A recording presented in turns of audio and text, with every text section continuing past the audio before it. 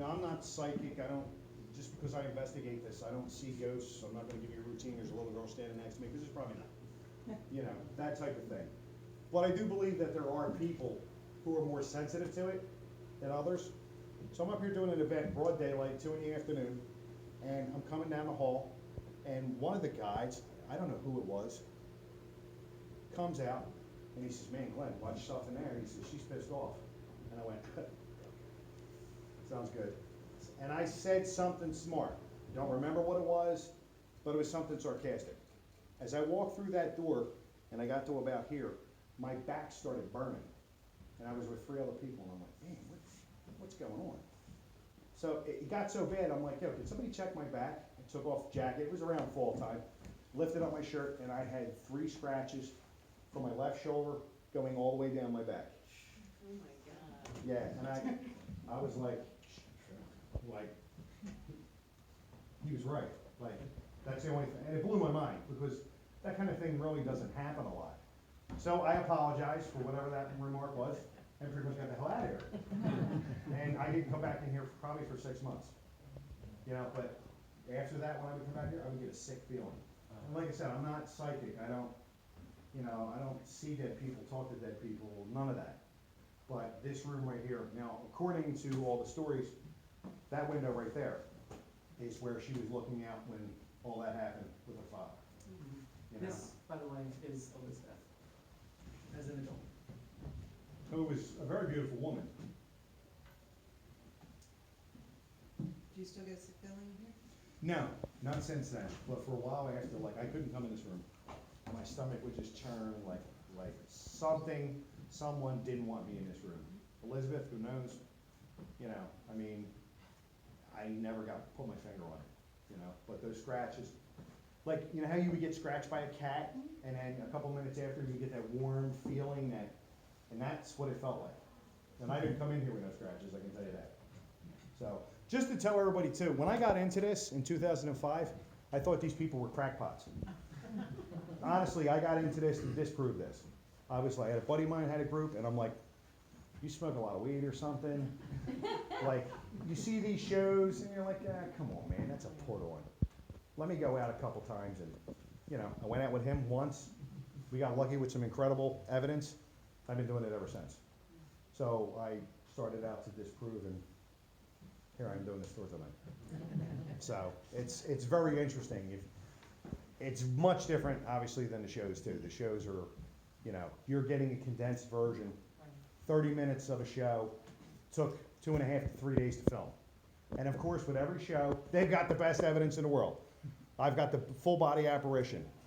Out of every 10 investigations we do, 9 of them are a flop. It's that one that you might get an EVP, and like, he may get it and I don't get it. How it all works as far as that goes, nobody knows.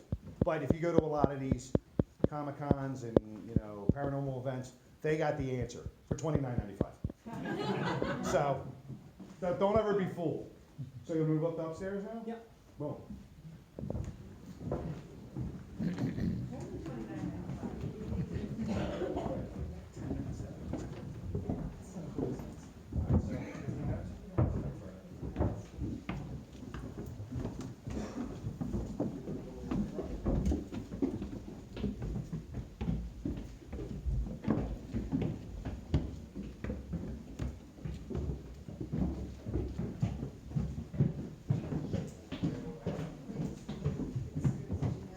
What's the what? What's the latest experience that you've had here?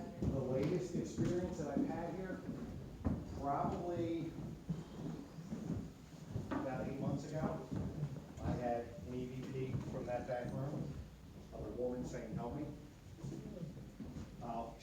You'll understand why I'm a little bit, you know.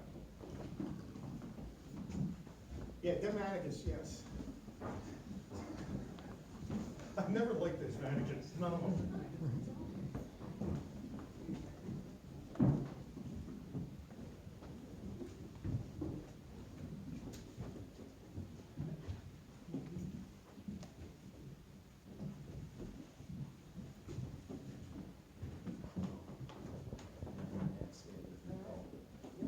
So this room here, to the best of our knowledge, was the kids' room.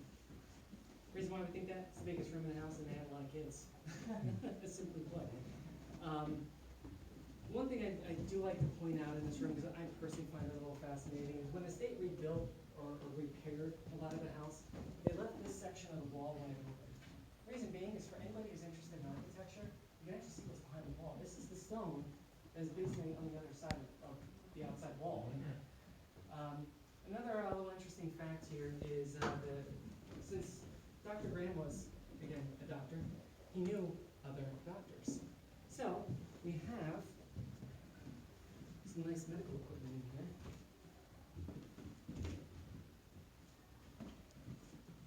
And for anybody who is interested, back in the day, they were really interested in the concept of bloodletting. So we have a fair amount of blood stones here. George Washington actually died because of bloodletting. That was the thing. If other courses of medicine, he probably would have been saved, but we'll cut you and we'll bleed you. That'll fix you. And it didn't, obviously it didn't. Yeah. They still do that today?